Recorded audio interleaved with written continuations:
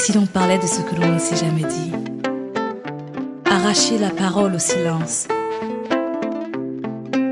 Alors que le soleil se lève sur le jardin de mes peurs, de l'ignorance. Illuminer les coins obscurs du labyrinthe de ma liberté. Si maman m'avait dit. Bonjour amis du jour, bonsoir amis du soir, c'est Diane Audrey. Bienvenue dans votre podcast préféré, Si maman m'avait dit. Un podcast qui nous invite à nous découvrir et à nous connecter à l'essentiel.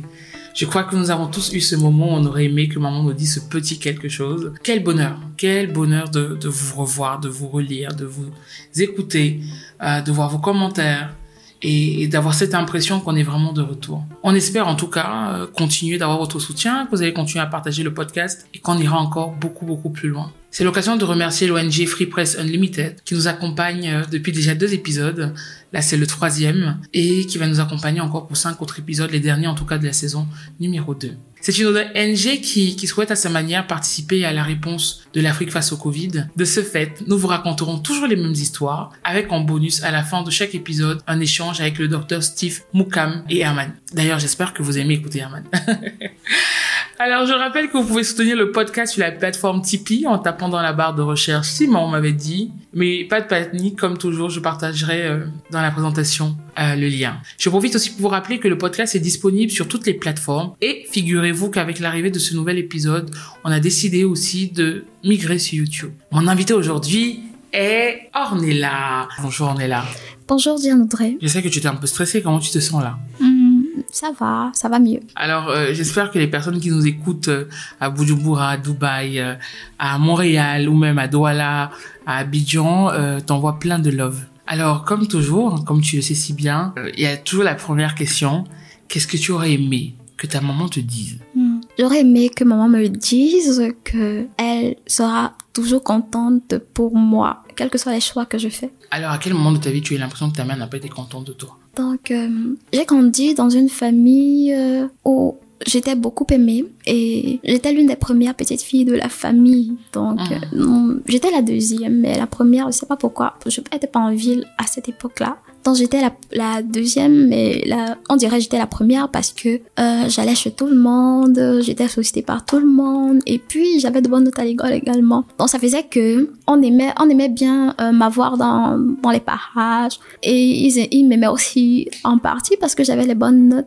Donc, j'ai grandi comme ça avec l'impression que je devais plaire à tout le monde, que je devais faire ce que tout le monde disait, tout le monde voulait parce que il fallait absolument qu'ils soient fiers de moi et que ça continue, que cela dure aussi longtemps que possible en fait. Donc j'ai vécu la vie de beaucoup de gens, j'ai vécu dans les yeux de beaucoup de gens, j'ai vécu les choix de beaucoup de personnes. Mais je ne savais pas encore. Après mon bac, et j'ai fait un primaire sans jamais reprendre de classe et en secondaire sans jamais reprendre de classe. Après mon bac, je me suis toujours référée à cette personne-là, à plusieurs personnes en fait, parce que il y avait pas qu'une seule personne. J'écoutais tout le monde en même temps. Donc après mon bac, qu'est-ce que j'ai fait, c'est que j'ai continué d'écouter des personnes comme ça. Ce qui fait que j'ai fait plusieurs formations. J'ai fait 1 an à l'université et après je suis allée faire une autre année en cycle d'ingénierie. Après, on m'a demandé de faire des cours de langue, c'est ce que j'ai fait également. Donc, j'ai particulièrement aimé faire des cours de langue. Après mon CAP 1, j'ai pas eu de visa. Donc, c'est à cette période-là que je me suis dit que, en fait, ça va plus parce que, à la base, comme je l'ai dit, je n'avais jamais repris. Donc, j'ai eu comme je peux dire, mon premier échec. Ton premier échec, c'était quoi? Le refus de visa. C'est ça qui a été pour toi le premier qui a été premier très... échec. Alors, tout à l'heure, je t'ai demandé à quel moment tu as eu l'impression que ta maman n'a pas été fière de toi. Et là, tu as un peu essayé de raconter une sorte de genèse. On est arrivé au niveau du visa. Avant d'arriver au niveau du visa, moi, j'aimerais bien comprendre à quel moment tu as eu l'impression que ta maman n'a pas été fière, en tout cas, de toi. Je pense que le tout, ça se passait dans ma tête. C'est l'impression que j'avais. Ça se passait dans ma tête. Donc, le fait que je vive pour les autres et que j'essaie de vivre selon tout ce qu'on me demandait de faire était pour moi, en fait, le point qui me permettait de rendre maman fière. Parce que me disait que si je faisais autrement, elle n'allait pas être fière de moi. Donc, toute ma vie, j'ai pensé qu'il fallait que je fasse ça pour que maman soit fière de moi. Il fallait que je fasse tout ce qu'elle veut et tout ce que tout le monde voulait que je fasse pour qu'elle et les autres soient fiers de moi. Donc, après avoir fait tout ça, je me suis rendu compte en fait que j'avais pris un mauvais chemin et qu'il fallait que je commence à vivre pour moi. Alors, à quel moment tu as eu l'impression d'avoir pris un mauvais chemin? Après mon bac, j'ai fait 4 années en fait. Donc, le total, ça faisait 4 années. Sans aucun niveau. Donc, je n'avais ni BTS, ni aucune licence. Et donc, à cause de ça, je me demandais où est-ce que j'étais en train d'aller. Déjà que par le passé, j'avais comme fait des plans dans ma tête. Je me disais qu'après mon bac, j'allais faire 3 ans licence. Et puis après, je continue en master 1, master 2. Et puis, tout ça à l'étranger, quoi. Donc, c'était les objectifs que je m'étais fixés. Donc, ça n'a pas marché. Et quand ça n'a pas marché comme ça, je me suis dit en fait que finalement ça ne sert à rien de faire tout ce que tout le monde veut et qu'il fallait que je commence à me concentrer sur ce que moi je veux. Donc c'est à cette période-là que j'ai décidé de changer de chemin et de commencer à vivre pour moi. D'accord. Le visa a vraiment été le moment où tu t'es rendu compte que tu tournais en rond. C'était un visa pour quel pays? L'Allemagne. D'accord. Et dans les cours que tu faisais, c'était les cours d'allemand? Oui. Pourquoi l'Allemagne? L'Allemagne parce que j'ai des oncles qui sont pas loin et c'est aussi très accessible. Autre chose aussi, c'est parce que je veux dire, on regarde beaucoup plus l'emploi là-bas en tant qu'étudiant. Est-ce que c'est facile de trouver des jobs étudiants? Est-ce que c'est facile de s'insérer? Et comme il y a beaucoup d'étudiants là-bas, il y a beaucoup de villes estudiantines, donc ça fait que on a choisi l'Allemagne. D'accord. C'est quand tu étais en terminale, quand tu préparais le probatoire en première, que tu avais toutes ces projections, ou c'est quand tu as terminé tes études que tu as commencé à penser à l'étranger? J'ai grandi avec cette idée-là. Donc depuis toute petite, parce que j'ai des oncles là-bas et j'ai une grande famille là-bas. Donc maman m'a toujours dit que tu ne vas pas, quand tu fréquentes au Cameroun, dès que tu as ton bac, tu pars, ta vie sera à l'étranger. Et donc j'ai grandi dedans. Donc je peux pas me dire que c'est à une période donnée que j'ai décidé de commencer à penser à l'étranger. J'ai toujours pensé à l'étranger. Je me suis toujours dit que c'est à l'étranger que sera ma vie. Donc c'est un peu ça. Et qu'est-ce que tu voulais faire? Donc je me voyais en Allemagne. J'obtiens mes diplômes, après je travaille, je me marie, mes enfants, et puis je vis ma vie là-bas, quoi. Et là, il y a donc la réalité.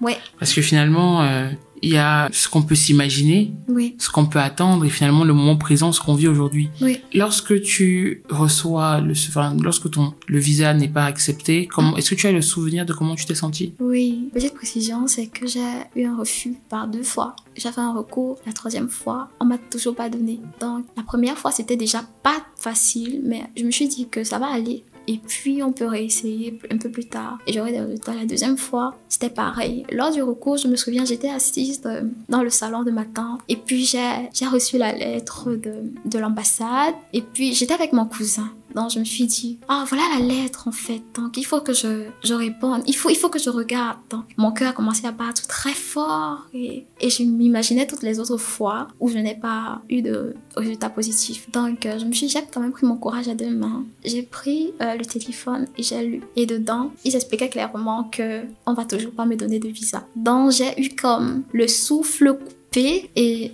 je n'arrivais pas du tout à m'en sortir.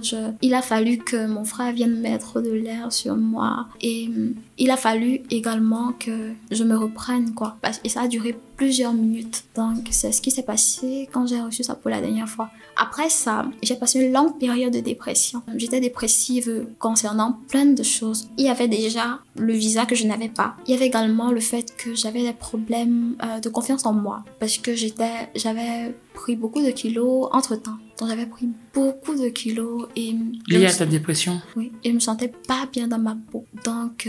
Alors, la dépression t'a fait prendre plus de kilos et plus de kilos t'ont entraîné à avoir encore moins confiance en toi, c'est ça?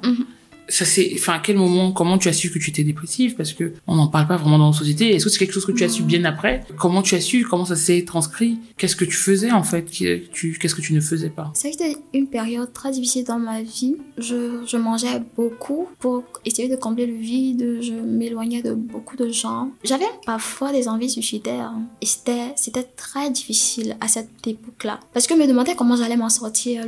La seule base sur laquelle j'avais établi toute ma ma vie s'était comme effondrée en un jour parce que je n'avais pas de visa. Et je me demandais si j'allais encore avoir une chance d'avoir ce visa ou bien une chance d'avoir ces finances toujours gardées au chaud, quoi, pour moi. Je me suis rendu compte que j'étais dans la dépression bien après, mais sur le moment, je savais juste que c'était une période très difficile et que je n'arrivais pas à gérer. Est-ce que tu as posé des mots sur ce que tu ressentais? Est-ce que tu n'arrivais pas à gérer parce que tu avais l'impression que ta vie s'arrêtait, tes rêves, tout ce que ton monde s'effondrait? Oui.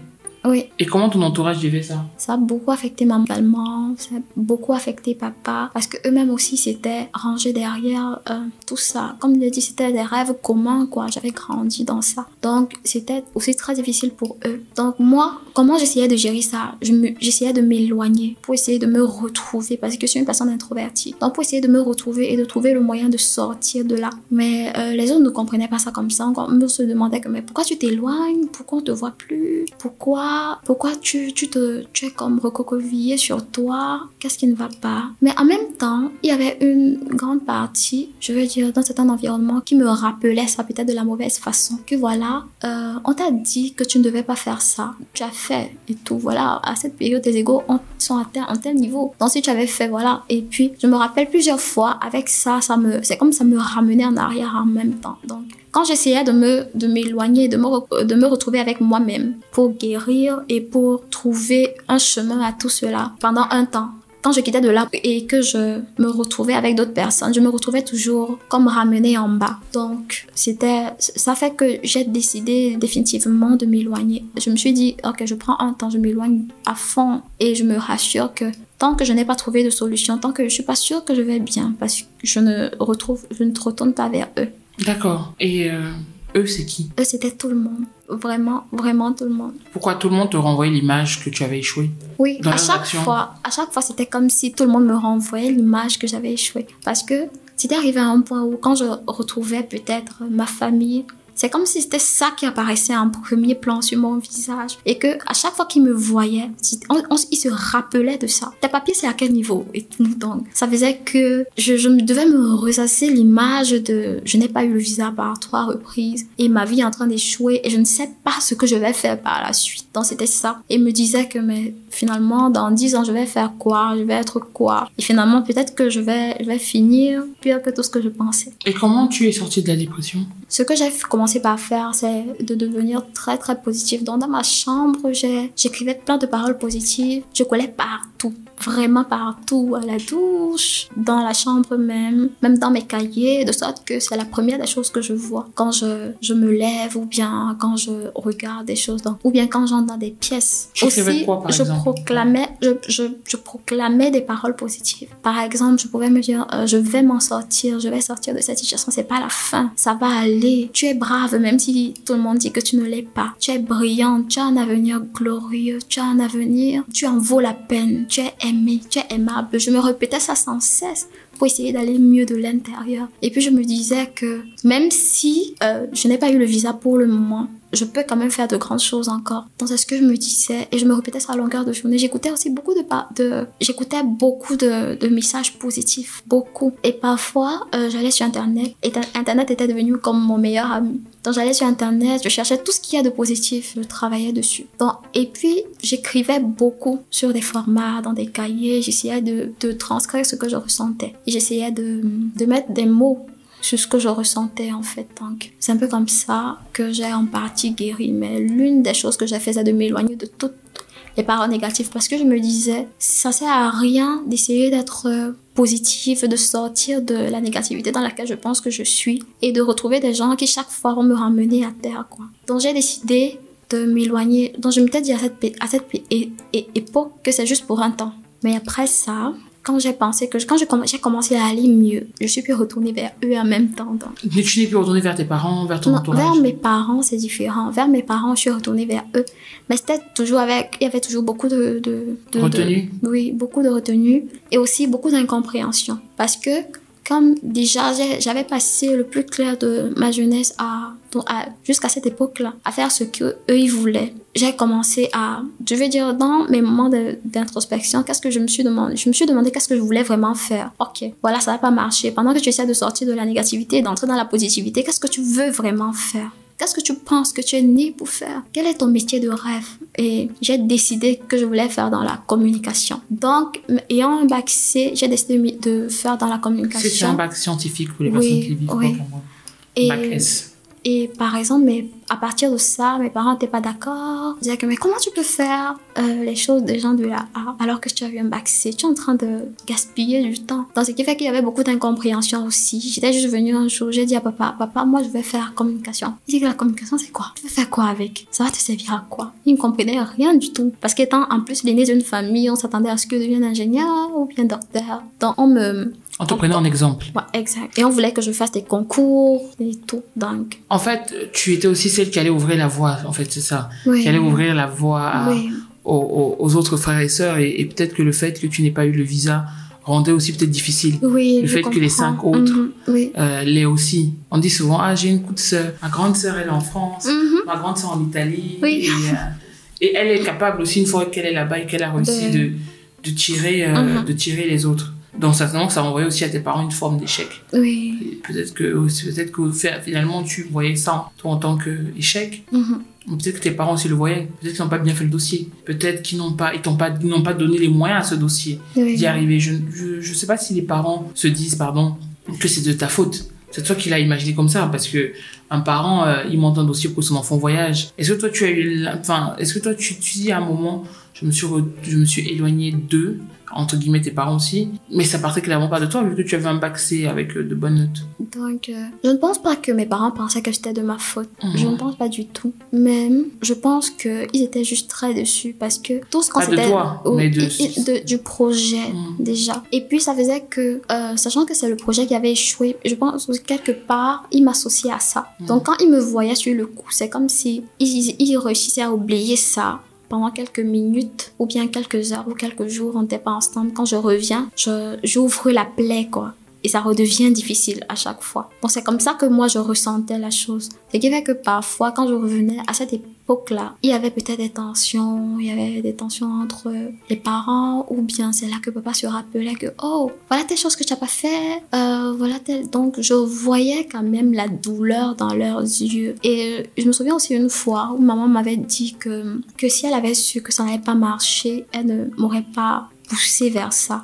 Et qu'elle était tellement désolée, donc, par exemple. Mais le jour qu'elle me disait ça, elle était tellement triste, en fait. Donc, je ressentais de la douleur dans son regard. Elle était triste. Donc, à la base, je pense que ce qu'ils voulaient pour moi, en me demandant de faire X ou Y, ou bien en me faisant ce que je vive pour eux, ou bien leur rêve à leur place, c'était beaucoup plus pour mon bien aussi. Donc, je veux dire, ils pensaient à bien. Ils faisaient ça avec amour. Donc, mais c'était maintenant à moi de savoir ce que je veux. Sachant que eux, ils m'aiment, je devais m'aimer en premier. Je devais réussir à me dire que, ok, je suis la personne la plus importante de ma vie. Je ne peux pas donner ce que je n'ai pas. Ça veut dire que si je parviens à avoir assez confiance en moi et à me sentir bien dans ma peau et à me sentir bien dans le métier que je fais et à vivre une vie que je pense valoir la peine, alors mes parents seront toujours fiers de moi parce que ce qu'ils font à la base, c'est par amour. Donc, je pense que c'est ce que j'aurais dû faire à cette époque. Mais tu étais jeune. Mais j'étais jeune. Tout ça là, s'est passé il y a combien d'années? Tout ça s'est passé il y a 4 ans. Donc c'est encore frais? Non. Ah, toi tu considères que c'est pas frais? Non, 4 ans c'est loin. Frais. Très bien. Et qu'est-ce qui s'est passé en 4 ans? Qu'est-ce qui s'est passé en 4 ans? Je suis allée à l'université, j'ai eu mon BTS en communication et puis j'ai commencé à travailler. Mais à l'époque, sachant qu'ils n'étaient pas très d'accord avec la filière que je faisais, donc j'étais un peu comme seule dans mes choix. Et c'était très difficile. Ça a été très difficile pour moi parce que quand c'était compliqué, je ne pouvais pas revenir vers eux pour leur dire que oh là, papa c'est compliqué. Parce que je savais qu'ils n'étaient pas d'accord à la base, donc il fallait que je trouve une autre solution, quoi. Donc qu'est-ce que j'ai fait, c'est que je suis allée dans une entreprise où j'ai suivi la formation en community management. Après ça, j'ai été stagiaire là-bas. Donc, je prenais tout l'argent que j'avais, j'allais là-bas avec. Et pour moi, c'est que, ok, c'est ce que je veux faire pour une fois. Je veux être épanouie. Donc, quelque chose que je dépense dans les frais, ça ne dérange pas, quoi. Donc, après ça aussi, c'est là que j'ai eu mon premier contrat avec une maison d'édition. Et après ça encore, j'ai continué de travailler en tant que community manager. Quel regard et qu'est-ce que tu dirais à cette jeune fille à 4 ans qui était dans le noir, qui était en dépression, qui avait l'impression que sa vie s'arrêtait? Qu'est-ce que tu lui dirais? À cette jeune fille, qui était dans la dépression, je lui dirais qu'elle n'a même pas idée des portes qui allaient s'ouvrir si elle était juste patiente. Je lui dirais qu'elle a tellement de valeur qu'elle ne doit pas juste mettre son regard dans ce qui ne marche pas sur le moment ou bien dans le visa dans le refus de visa qu'elle a eu en fait. Je lui dirais qu'elle vaut la peine et qu'elle doit apprendre à être patiente. Je lui dirais également que la vie ne sera pas toujours facile comme elle pense et que même après le refus de visa là, elle aura d'autres situations encore plus contraignantes il faudra qu'elle fasse avec et qu'elle reste heureuse tout de même. Quand je t'ai posé la question concernant ce que tu aurais aimé que ta maman te dise, tu as parlé d'être fière de toi, même si finalement vos choix n'étaient pas liés. Est-ce qu'aujourd'hui ta mère est fière de toi? Oui, aujourd'hui, maman est fière de moi et papa également. En fait, papa, c'est un entrepreneur. Donc, j'ai toujours grandi en le voyant travailler de 6h à 6h, du 6h du matin à 6h de l'autre matin, sans se reposer. Il travaille comme un lion et tout. Il était passionné par ce qu'il faisait. Donc, j'ai toujours rêvé de travailler à mon propre compte et peut-être avoir mon entreprise. Pas peut-être, d'avoir mon entreprise un jour. Et j'ai tellement miroité ça en même temps, mais sans le savoir. C'est plus tard que j'ai compris que j'aimais beaucoup ça. Donc aujourd'hui, je suis community manager. Ce que j'ai fait, c'est que j'ai commencé la création de CV. Donc je fais des analyses de CV, je fais de l'évaluation et j'aide des personnes à avoir de meilleurs CV pour leur donner, pour leur ouvrir davantage de portes de l'emploi dans leur recherche de l'emploi. Donc quand j'ai commencé ça, également, c'est un autre point où mes parents n'étaient pas d'accord, ou bien papa disait qu'il n'aime pas trop me voir sur les réseaux, parce qu'il fallait au début chercher les clients, trouver les clients. Donc j'ai décidé de faire ça. Pourquoi? Parce que c'était quand je me suis éloignée de ma famille et qu'il fallait trouver un emploi. Je me suis rendu compte que mon CV était le problème. Donc j'ai arrangé mon CV avec l'aide d'un ami qui a travaillé comme recruteur pendant longtemps. J'ai arrangé mon CV et j'ai vu que ça marchait pour moi. Mais j'ai dit, ok, il faudrait que j'aide d'autres jeunes à sortir de ça. Parce que si pour moi c'est un problème, ça veut dire que pour d'autres aussi c'est un problème. Donc j'ai vu mon ami qui avait été recruteur et il m'a expliqué dans les détails comment les recruteurs pensent, qu'est-ce qu'un bon CV doit être et tout. Donc j'ai commencé par là. À partir de ça, maintenant j'ai pu aider beaucoup de personnes en faisant des analyses, en faisant leur CV également. Et à ce jour, je crois, j'ai commencé il n'y a pas très longtemps, mais même si je fais ça à temps partiel, parce que c'est comme tu m'as dit en parallèle, même si j'ai fait ça en temps partiel, j'ai pu aider déjà 6 à 7 personnes à trouver des emplois. Donc ça fait que moi, personnellement, je suis fière de moi et du progrès, parce que de celle que j'étais à celle que je suis aujourd'hui, je trouve que j'ai fait beaucoup de progrès. Et également, papa est très fier de moi. Parce que j'ai réussi à être beaucoup plus indépendante, à ne pas trop m'accrocher à eux quand il faut faire des choix. Et également maintenant, maman aussi est très fière de moi parce que selon elle, je montre la voie aux autres.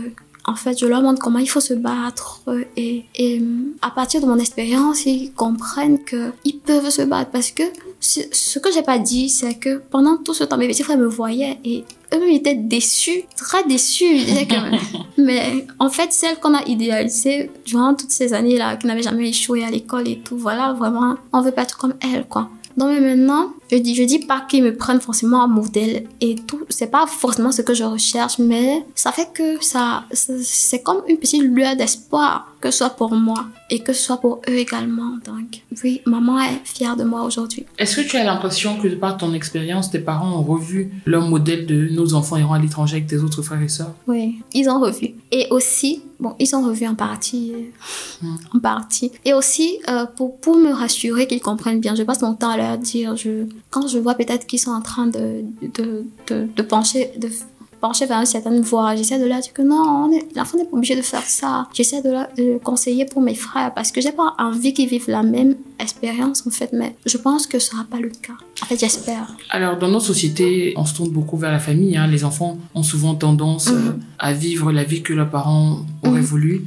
Quel conseil de par ta jeune expérience, tu peux donner à une personne qui finalement vit dans les baskets ou dans les chaussettes de ses parents actuellement et qui sait pas, ou qui sait mais ne sait pas comment s'en défaire? Est-ce qu'on peut vraiment s'en défaire ou il y a juste un moment, un déclic qu'il faut qu'on est face à une réalité et on se rend compte qu'on n'a pas vécu sa vie et la vie de quelqu'un d'autre? Pour qu'on comprenne comprennent bien, ce que je vais faire, c'est que je vais revenir en arrière. Donc, quand je n'ai pas eu de visa, pour moi, c'est que je faisais ça pour mes parents, hein, clairement, parce que c'était ça. Et un jour alors, je sais pas trop de quoi on parlait avec papa et maman. Et ils m'ont dit qu'en fait, c'était pas pour moi que tu faisais. On t'a pas demandé de faire ça pour nous. Je pense que c'est une des choses qui a produit comme un déclic chez moi. Je me suis dit, mais c'était pour vous que je faisais ça. C'était pour que vous soyez continuellement fiers de moi et tout. Donc c'est là que je me suis rendu compte que tu peux passer toute ta vie comme ça, à vivre pour des gens, et puis à tes derniers jours on te dit que non, c'était pas pour nous que tu vivais. On ne voulait pas que tu vives ça. Tout ce qu'on faisait c'était pour toi. Donc ce que je peux dire à quelqu'un qui vit dans les baskets de ses parents et qui vit seulement pour eux, je peux lui dire que tu ne sais pas, mais tu vas regretter ça plus tard. Parce que tes parents, tout ce qu'ils font pour toi, c'est par amour. Mais toi, tu es en train de vivre carrément au travers de leurs yeux. Tu es en train de vivre carrément leur vie à eux, leur rêve à eux. Donc, un jour, tu vas te réveiller et te rendre compte que c'était leur vie que tu vivais. Mais non seulement tu n'auras pas la reconnaissance de cela, parce qu'ils ne sont pas obligés de te donner une certaine reconnaissance. Tout ce que tu dois faire, c'est pour toi. Mais également, tu vas regretter les années que tu as passées à avoir une vie qui n'a pas d'impact. Parce que la vie que tu auras sera juste une vie calquée. Et en troisième lieu, tu vas gaspiller ton potentiel, tu vas gaspiller ton énergie, parce que chaque être humain a un certain potentiel qui devrait mettre à profit pour impacter des personnes. Donc, vivre pour ses parents. Et ça veut pas dire qu'en fait, on ne doit pas faire plaisir. On peut faire plaisir aux parents de temps en temps, mais on doit se rassurer que ça ne va pas contre nos valeurs propres, nos valeurs intrinsèques et ce pour quoi on a envie de se battre. Donc, on doit trouver un équilibre entre les deux. Ne pas se régner qui on est, mais en même temps, on doit trouver l'équilibre entre être qui on est et plaire aux autres, en fait. Donc, c'est ça. Est-ce qu'aujourd'hui, tu as l'impression d'avoir trouvé ton équilibre? Oui, j'ai trouvé mon équilibre, heureusement. Est-ce que tu as l'impression que parmi ta fratrie, il y en a qui sont en train de vouloir suivre, qui suivent tes pas de toi avant, ou tu as l'impression que t'avoir observé a quand même restructuré les choses, entre guillemets? Oui, parmi mes frères et sœurs, il y en a qui essayent d'être comme moi, la moi du passé. Donc quand je vois ça, quand je vois des attitudes comme ça, ce que je fais, c'est que j'essaie d'avoir une causerie avec eux. J'essaie de leur faire comprendre, et j'essaie de faire que ça rentre dans leur tête. En fait, qu'ils ne doivent pas vivre pour les gens et qu'il faut apprendre à être honnête envers soi-même. Donc je pense que ça commence par là, être honnête envers soi-même. Donc j'essaie de les orienter vers ce qu'il faut, ce qui est bien pour eux. Donc quand j'essaie d'avoir une causerie avec eux, par exemple, pour toutes ces fois-là, j'essaie de comprendre d'abord pourquoi ils agissent comme ça, et puis je leur fais comprendre que c'est pas mal de vouloir ce qu'ils sont en train de vouloir, quoi. C'est pas mal, c'est pas ça la mauvaise chose. Donc il ne faut pas qu'ils rejettent ça. Mais même si c'est mal, je veux dire, même si c'est une chose qui n'est pas bonne pour eux en soi, il faudrait d'abord qu'ils apprennent il faut d'abord accepter, il faut passer par le processus d'acceptance avant de décider de rejeter ou de garder, en fait. Donc renier et tout, c'est pas bon. Et aux parents, qu'est-ce que tu dirais aux parents? À tes parents ou aux parents qui font souvent, qui projettent leur vie ou leur chemin de vie auprès de leurs enfants? Qu'est-ce que tu leur dirais avec tes mots? Je peux comprendre que quand un parent a son enfant là, il fait des plans et il a déjà tout un tas d'objectifs fixés, des rêves préétablis. Mais en fait, je pense à une petite citation que je peux dire entre guillemets, qu'on dit souvent: on accouche un enfant, on n'accouche pas son cœur. C'est pas parce que l'enfant est sorti de vous que vous devez imposer vos rêves et vos choix à l'enfant. C'est pas bon du tout. Non seulement l'enfant va grandir à une personne frustrée, mais également l'enfant va finir par mettre tout ça sur votre tête. Il va vous détester même, hein, pour certains. Ils vont vous détester carrément. Et ce sera pas bon. Non seulement ce sera dommage pour lui, parce qu'il aura gaspillé sa vie, son potentiel et ses rêves, mais également, ça va détruire votre relation, quoi. Donc, c'est pas bon du tout. Et quand je prends, par exemple, l'exemple de maman et moi, on est complètement différents. Donc, on n'a pas les mêmes goûts, on n'a pas les mêmes styles, rien du tout. Mais pourtant, c'est ma mère. Et autant j'accepte que aujourd'hui, je suis à l'aise avec le fait que j'ai un certain style différent, ou bien j'ai certains goûts différents, autant j'accepte aussi et je respecte ses choix et ses goûts à elle. Donc, c'est ça la chose, en fait, c'est de s'accepter soi et d'accepter l'autre. Donc, il faut pouvoir faire la part des choses. Donc, aux parents, je dirais qu'il ne faut pas forcer l'enfant à faire ce que vous voulez que l'enfant face. Et aussi, si vous avez des rêves non accomplis, même à 70 ans, c'est pas tard. Autant que vous pouvez essayer de faire un pas vers ça, mais l'enfant n'est pas là pour vivre vos rêves à votre place. C'est pas ça. L'enfant doit avoir ses propres rêves et il doit accomplir sa propre destinée. Chacun a une destinée singulière. Donc, l'enfant n'est pas là pour ça. Je vais rentrer dans mes 3 dernières questions. Il y a tellement de jeunes sur le continent qui ont l'impression que leur vie va s'arrêter parce qu'ils n'ont pas eu le visa. De la France, de l'Italie, d'Allemagne. Oui. Et je crois que nous, à l'agence, on avait eu un jeune comme ça, qui n'avait pas pu aller au Canada.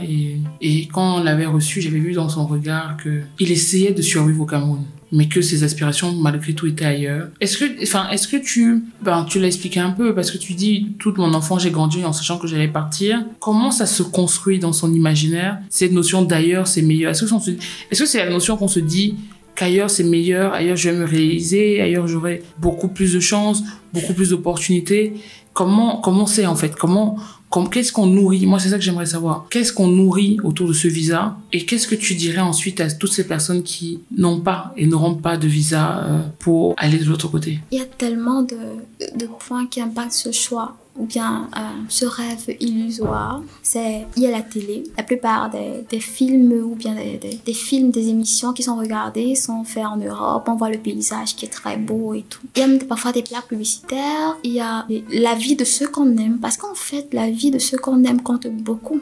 Tout ça l'a mis ensemble. Et puis, il y a même parfois, dans des chaînes camerounaises, il y a des personnes qui sont là et qui disent que l'Europe est mieux. Donc, ce qui fait que partout, c'est comme si on formatait le cerveau des enfants. Que, en fait, l'Europe est mieux. Tout est bien là-bas. Là-bas, tu ne souffres pas. Là-bas, il y a l'argent. Là-bas, tu arrives là-bas, tu peux me prendre soin de ta famille. Tu envoies l'argent ici, il n'y a pas de souci. Donc, on miroite l'idée de l'idéal de l'Europe ou bien de l'Amérique ou bien de tout autre pays. Donc, on peut considérer... Parce que moi, ma génération, nous, on a grandi très tôt avec la CRTV, donc la chaîne, enfin, moi, ma génération, avec cette chaîne-là. Et je m'amuse souvent à dire que le samedi, on attendait 14h pour voir une série qui s'appelait Stargate.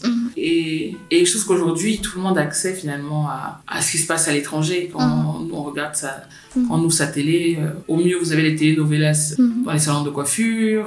Donc, on peut imaginer que ce sentiment que l'Europe est mieux est encore plus énorme aujourd'hui avec l'accès aux nouvelles technologies. Qu'est-ce que tu dirais à toutes ces personnes qui n'ont pas eu le visa et qui ont l'impression aujourd'hui que leur vie s'arrête ou s'arrêter, et certains sont même prêts à prendre la route, comme on dit chez nous? Moi, je suis de ceux qui pensent que tout ce qui doit arriver arrive au bon moment. Je pense que malgré en fait que la société et tout ce qui nous entoure a déjà façonné notre mémoire ou bien notre cerveau dans ce sens-là. Il faut aller en Europe même pour étudier ou quoi que ce soit d'autre. Je pense qu'il faudrait qu'on regarde à soi. L'une des choses que je faisais généralement, c'est que je fermais les yeux et puis je me demandais en fait que, ok, si on me donnait une semaine à vivre, qu'est-ce que je veux faire? Ça, c'est la première des choses. La deuxième des choses, c'est que qu'est-ce que je peux faire gratuitement sans qu'on me paie? Ça, c'est la troisième des choses. Ça, c'est la deuxième des choses. Donc, et ça, je l'avais appris de mon mentor, de Tom Bright. Donc, à l'époque, c'est mon mentor, en fait. Donc, il a été l'une des personnes qui m'avait qui m'avait aidé aussi à sortir de la dépression. Donc, ce que je peux dire, c'est que chacun doit regarder à l'intérieur de lui-même et se demander pourquoi il veut vraiment aller en Europe. Qu'est-ce qui motive tout ça en fait? Est-ce que c'est pour impressionner les gens? Est-ce que c'est pour créer un certain impact là-bas? Est-ce que c'est pourquoi? Est-ce que c'est pour faire plaisir? Est-ce que c'est juste parce qu'il veut partir? Est-ce que c'est parce que papa et maman ont l'argent? En fait, je me dis que aller en Europe, c'est bien. Mais c'est pour ceux-là qui ont déjà des plans clairs. Parce que par exemple, moi, si on me demandait qu'est-ce que tu veux faire de clair en fait? Qu'est-ce que tu veux vraiment faire là-bas? J'aurais pas dit. Tout ce que je savais, c'est que je vais étudier, je me marie. Il y a 4 ans. Oui. Aujourd'hui, si on te donne le visa pour aller anyway, où tu veux, tu irais où et qu'est-ce que tu ferais? Ok, donc ce que je demanderais à ces personnes-là, c'est d'abord de regarder à l'intérieur d'eux-mêmes et de se demander pourquoi je veux. Est-ce que la raison est suffisamment valable pour qu'ils aillent maintenant? On peut aller en Europe, même un peu plus tard, qui sait? On peut aller quand on a bâti quelque chose, quand on sait ce qu'on veut. Est-ce qu'on a une vision claire de ce qu'on veut faire là-bas, par exemple? Donc, je pense que c'est ce qu'il faut regarder déjà. Maintenant, à ceux qui n'ont pas eu de visa et qui avaient déjà fait des plans et qui savaient ce qu'ils voulaient, il faut qu'ils se disent que ce qu'ils voulaient faire là-bas, ils peuvent le faire ici. Donc ça veut dire que s'ils veulent absolument partir, ils peuvent continuer d'entamer la procédure d'une autre façon, mais entre-temps, en faisant déjà ce qu'ils voulaient faire là-bas, ici, quoi. Parce qu'en fait, c'est un seul cœur qu'on a. C'est une seule personne. On va pas arriver là-bas à se transformer. Donc, la personne qu'on est ici, c'est la même personne qu'on sera là-bas. Donc, si on est capable de faire des choses ici, de nous-mêmes, c'est possible. Et d'arriver là-bas et de faire des choses un peu plus grandes. Parce que là-bas, on suppose qu'on a beaucoup plus de matériel, beaucoup plus d'infrastructures. Oui, d'infrastructures et tout le reste. Donc, en fait, la question n'est même pas pourquoi on n'a pas... Le problème ne se pose pas au niveau d'avoir le visa ou pas. Mais le problème se pose au niveau de nous. On peut avoir plusieurs mauvaises nouvelles autour de nous maintenant. La différence se fait juste à la façon dont on gère la nouvelle, en fait. On peut avoir une mauvaise nouvelle ou bien une nouvelle qui sent mauvaise, mais on gère ça tellement bien qu'on réussit à tirer du bon de tout ça. Donc à ceux qui n'ont pas de visa, à tous les jeunes qui pensent que l'Europe c'est le paradis, je ne dis pas parce que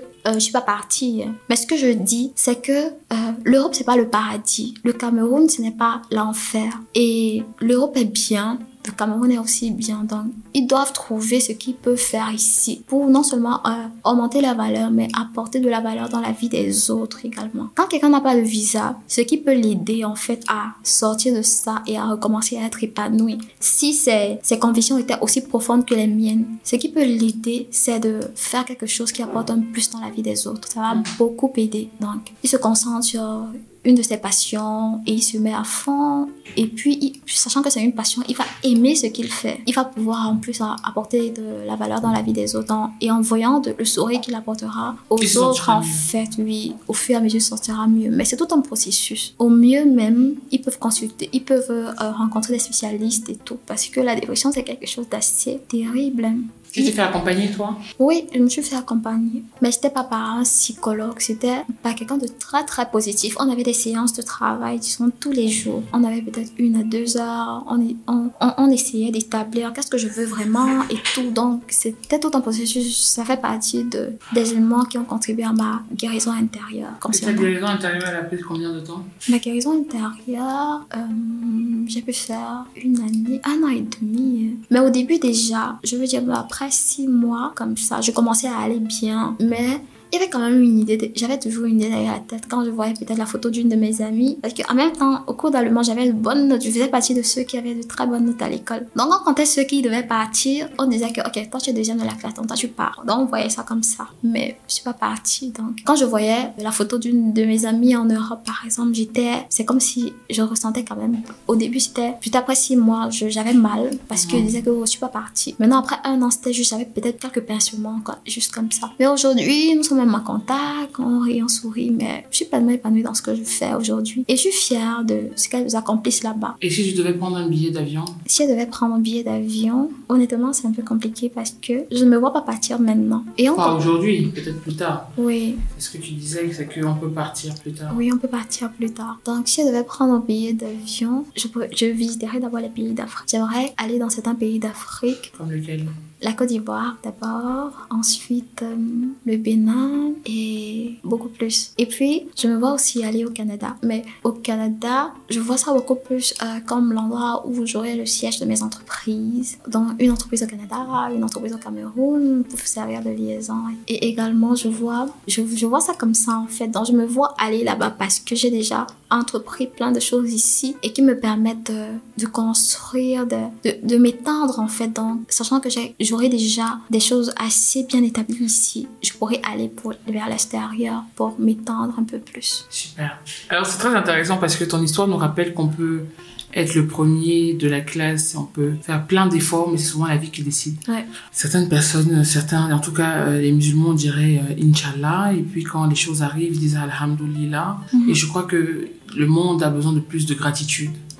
Parce que c'est la gratitude qui te permet de relativiser. Exact. Et oui, je t'écoute. Oui, donc concernant la gratitude, en fait, je pense que c'est l'un des piliers du bien-être parce que quand par exemple quelqu'un se plaint qu'il mange que du pain, en fait, il a déjà à manger, quoi. C'est pas comme s'il n'a rien. Donc, le fait maintenant qu'il réalise que, je mange que du pain, mais en fait, c'est déjà quelque chose. Donc, il doit déjà être reconnaissant pour ça. Quand quelqu'un veut atteindre des hauteurs et qu'il fait déjà 1 pas, 2 pas, il doit déjà être reconnaissant pour ça, en fait. Donc, quel que soit le niveau qu'on a, quel que soit ce qui nous arrive, quel que soit ce par quoi on passe et quel que soit l'endroit où on veut arriver, et même s'il y a un grand vide entre la personne qu'on veut être et la personne qu'on est aujourd'hui, on doit déjà être rempli de gratitude pour ce qu'on est sur le moment. Parce que ce qu'on est sur le moment, personne ne sait à quel point ça nous demande d'être arrivé à ce niveau.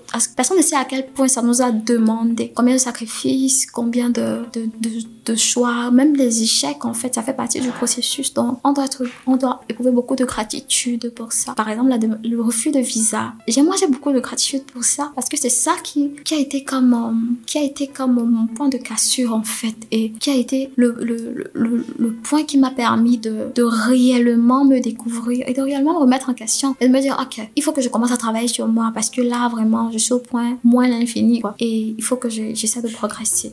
Maintenant, je ne peux pas dire que je suis arrivée là, mais au moins, je suis plus qui j'étais et je sais que demain, je ne serai pas celle que je suis aujourd'hui. Donc, j'ai beaucoup de gratitude concernant ça. D'accord. Est-ce que tu as un dernier mot avant qu'on arrête? Oui, donc j'aimerais dire quelque chose à maman et à papa. S'ils m'écoutent, s'il arrive qu'ils écoutent. Papa, merci beaucoup pour tout ce que tu as fait pour moi. Tu es un de mes plus grands modèles et le fait de devoir travailler autant tous les jours, ça me donne tellement de force et tellement de courage. Et merci d'avoir été aussi patient avec moi, même quand tu ne pouvais pas, en fait. Et je sais que tu as fait de ton mieux. Et à maman, merci beaucoup pour avoir été la mère que tu as été. Et merci d'être celle que tu es. Merci beaucoup pour tout. Bisous. It's a work in progress. Yes. Merci beaucoup, Ornella.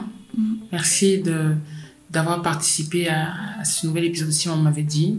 J'espère que tu te sens mieux. Oui.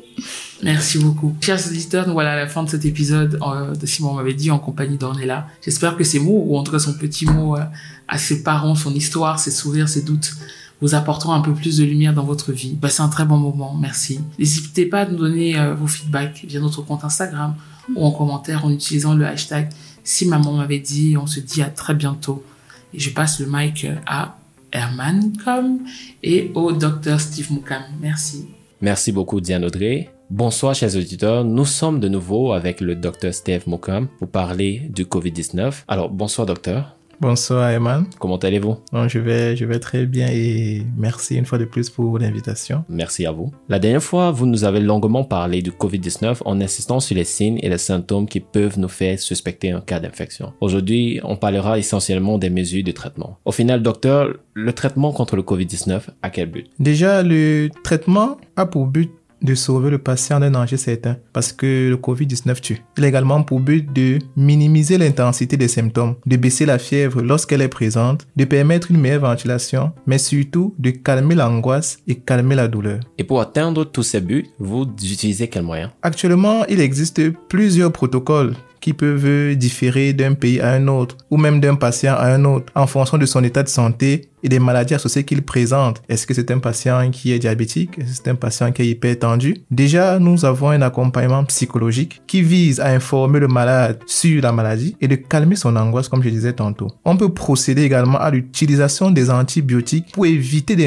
infections de votre appareil respiratoire qui est déjà fragilisé par la présence du virus. À cela, on a ajouté des antalgiques comme du paracétamol et parfois même des anti-inflammatoires. À tout cela, on associe la vitamine C et le zinc quelquefois qui ont pour but ici de renforcer votre immunité et de réduire la fatigue qui est un symptôme très important du COVID-19. Mais ce qu'il faut également préciser, c'est que l'utilisation de tout protocole ne doit pas se faire en automédication. Donc, un patient ne doit pas décider au vu des symptômes qu'il présente de prendre tout le traitement sans avoir consulté un médecin au préalable. Donc, une consultation doit être faite avec examen du patient par un personnel médical pour bénéficier d'un suivi optimal. Parlons de traitement justement, docteur. Au début de la pandémie, la chloroquine était beaucoup utilisée par des hôpitaux. Ce médicament est-il recommandé pour traiter COVID-19? Déjà, ce qu'il faut comprendre, c'est que la chloroquine ou l'hydroxychloroquine est un traitement qui est employé depuis de nombreuses années pour soigner le paludisme, mais également d'autres maladies comme le lupus érythémateux ou l'arthrite rhumatoïde.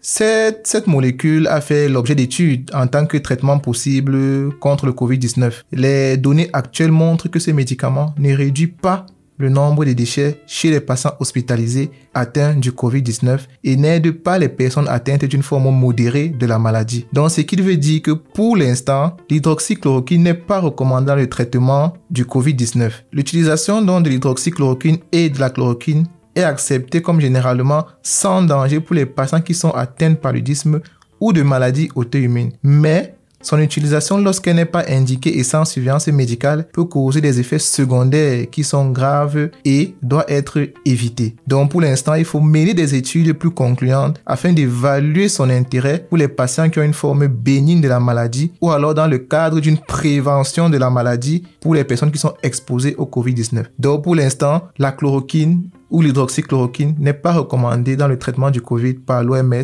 mais néanmoins, les études continuent à être menées par rapport à ce sujet. Merci beaucoup, docteur, pour toutes ces précisions. Alors, un mot de fin pour cet épisode sur le traitement contre COVID-19. Alors, je dirais juste que nos auditeurs doivent comprendre que les médicaments qui sont utilisés actuellement, pour la plupart dans le traitement du COVID-19, n'agissent pas contre le virus, mais plutôt sur l'organisme du patient. Ces médicaments protègent des surinfections, elles préviennent des accidents hématologiques comme la formation des caillots, elles renforcent l'immunité du patient, elles baissent l'inflammation pour qu'au final, votre organisme se charge du reste. Bien compris, docteur. Alors, docteur Steve, nous vous disons à la prochaine pour d'autres informations sur le COVID-19 où nous parlerons de la prise en charge du COVID-19 à domicile. Tout cela avec la participation de notre partenaire Free Press Unlimited. D'ici là, on se dit à bientôt.